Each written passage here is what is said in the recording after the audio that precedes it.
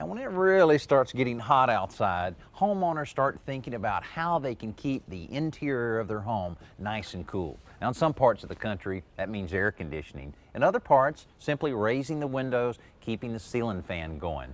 But one area a lot of people just don't think about is keeping their attic cooler. Now, if you keep your attic cooler, the interior of your home is going to be cooler, and your shingles on your roof will last a lot longer because you're not baking them from the intense heat in your attic.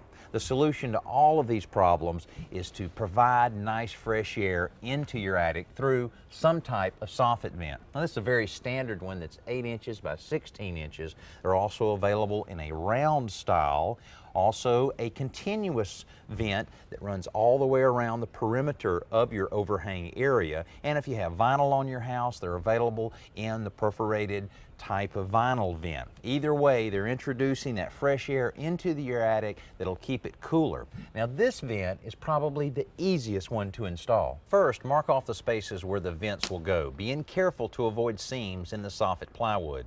Then cut the holes slightly smaller than the vent itself with a circular saw or saber saw.